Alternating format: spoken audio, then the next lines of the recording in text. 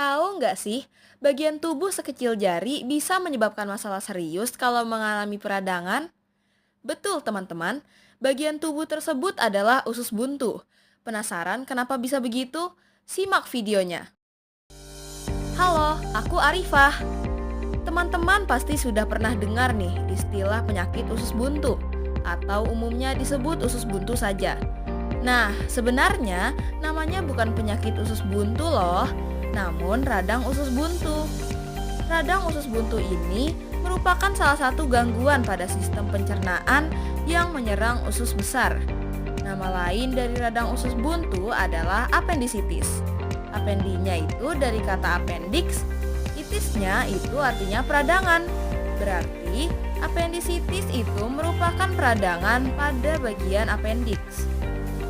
Appendix atau usus buntu sendiri adalah kantong berbentuk tabuk kecil seukuran jari yang menonjol dari ujung kanan bawah usus besar. Appendicitis terjadi karena kotoran yang bergerak melalui usus besar menyumbat atau menginfeksi usus buntu yang menyebabkan peradangan. Peradangan menyebabkan usus buntu menjadi penuh nanah dan jika tidak ditangani, usus buntu dapat pecah. Nah, setelah mengetahui penyebab appendicitis, kita harus tahu nih, gejala apa saja yang bisa menunjukkan bahwa kita sedang terserang appendicitis.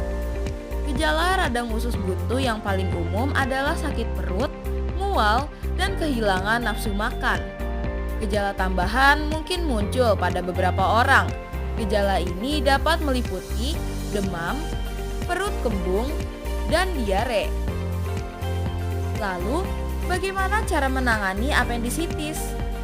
Penanganan appendicitis yang pertama adalah pemberian antibiotik. Hampir semua orang akan membutuhkan antibiotik untuk radang usus buntu. Radang usus buntu biasanya menyebabkan infeksi hingga diberikan antibiotik untuk mencegah infeksi. Kedua, appendicitis bisa ditangani dengan operasi. Radang usus buntu biasanya diobati dengan pembedahan untuk mengangkat usus buntu atau yang biasa disebut appendektomi. Kita tidak memerlukan usus buntu, jadi tidak berbahaya jika usus buntu tersebut diangkat. Usus buntu yang meradang akan diangkat atau digunting, dan tempat pengangkatannya akan dijahit supaya tidak menjadi luka terbuka. Ngeri juga ya.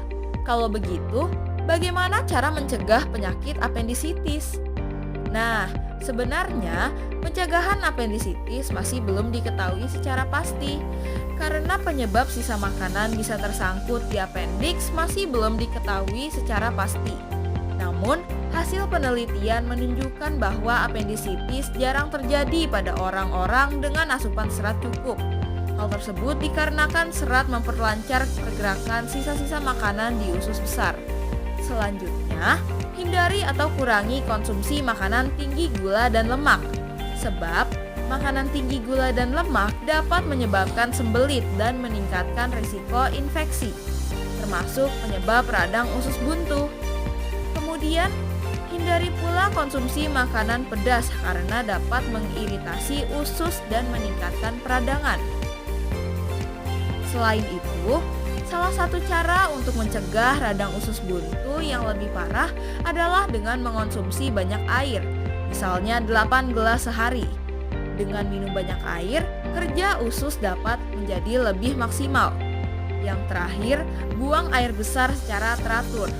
Buang air besar harus dilakukan setiap hari dan jangan ditahan terlalu lama. Sebab, jika terlalu sering, dapat meningkatkan risiko penumpukan dan penyumbatan feses di usus buntu. Segitu saja ya kawan-kawan. Terima kasih.